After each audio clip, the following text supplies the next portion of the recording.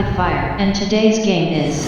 This one's been a long time coming. Loading up any new C64 game, I'm always a little bit nervous, hoping I'm not gonna be disappointed. I dived right in and died immediately. Spelunky was now on my C64, and all manner of death and exploration awaited me. Spelunky, now known as Spelunky 64, hit the breadbox in September 2024, a new interpretation of the original 2008 Windows release, created by Derek Yu. I first played this as the 2012 Xbox 360 port. I both loved and hated it at the same time. However, this new C64 version is its own beast, and for the better as far as I'm concerned. Today I'm also joined by Paul Koller, programmer and graphics artist for this new C64 version, but I'll let Paul fully introduce himself. I'm Paul Koller. I've been making C64 games on and off for the last 10 years or so. Most, if not all of my C64 projects have been ports of relatively modern games, and I typically do all the programming and graphics myself, while for music and sound effects I've worked together mainly with Mikkel Hastrup, but also other musicians. If you're unfamiliar with the original Spelunky, it's a platform exploration roguelike,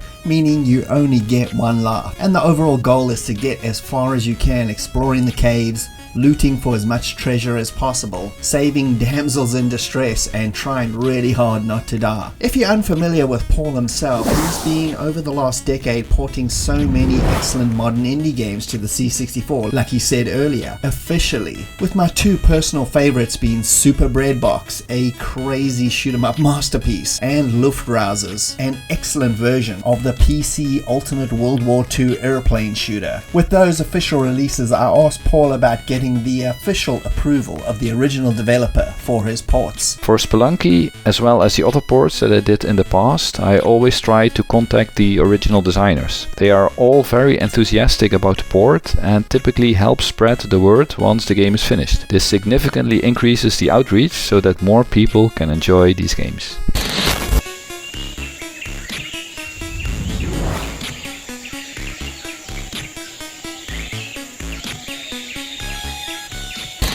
Spelunky is a tough game, there's no two ways about it. But you have lots of tools and options at your disposal. Jumping over chasms onto bad guys' heads Mario style. You also have a default whip for close quarter kills or stuns of the enemies, and bombs which can be used to blow open areas of the map or enemies. These are limited though. You can buy more in random shops as well as other upgrades. Your rope is also limited, allowing you to essentially climb up and down to any area. More can also be bought or found. I asked Paul what drew him to converting Spelunky to the C64. Spelunky is a procedurally generated platformer and is often seen as a modern day classic. No game like it exists for the C64, while it would make a perfect fit for such an 8-bit platform, since you don't need as much memory to store large level maps. So with the source code being publicly available, I knew that a good port would be possible, even while staying within the limits of only 64 kilobytes. And a nice thing of procedurally generated games is that it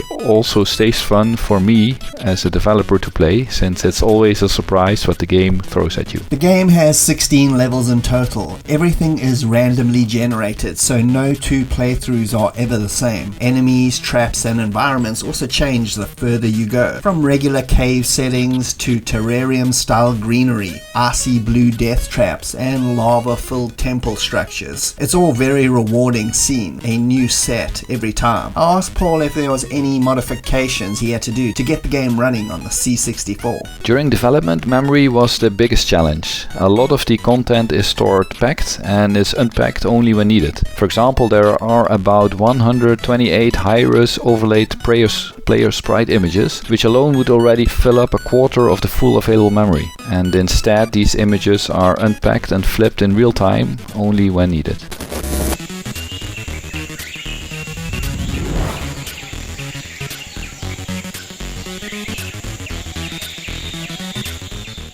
There's tons of fun little touches all over the place in this game. Abuse a shopkeeper and he will murder you. Whip a girl and she'll run off in terror. Steal a golden idol and be prepared for a trap. From being forced into a spark room to an Indiana Jones style boulder being launched at you, there's lots of nice little moments like this all over the place. Differences with the original Spelunky Classic are only minimal. All 4 different worlds are in, most of the enemies, traps, as well as most of the items are included. The biggest thing that did not make it in is the sacrificial altar. I just didn't have the memory available anymore in the end. The graphics are very slick. I always love that high-res look.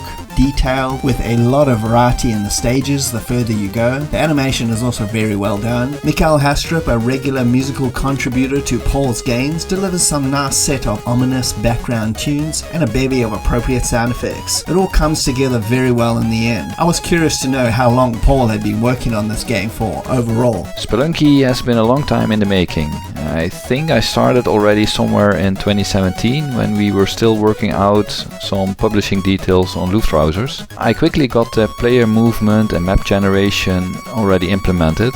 However, putting all the small details and interaction in took quite some time. And during these years also motivation was not always high. And since it's all just a hobby, it can be tough dedicating a lot of your spare time in getting these projects finished once the initial fun parts are coded. So beginning of 2023 I set myself a deadline to finish the game that year, which did help in the end. I had a lot of fun playing this overall. The Xbox 360 version's annoying timer always ruined it for me. You cannot take forever to complete the levels here either, but it was never really an issue like in that version. Jumping on and off ladders is a bit annoying, and the random level generator can either make your playthrough an absolute breeze or hard as hell due to the random nature of it. But still, it's a very well made new wave C64 release that I wouldn't hesitate to recommend. I'll leave links in the video description for the digital download from Paul's itch page. The game is recommended for PAL systems, but it is also NTSC compatible, and you can also play it on your real C64 via flash cart or other digital reading devices. Enjoy the adventure.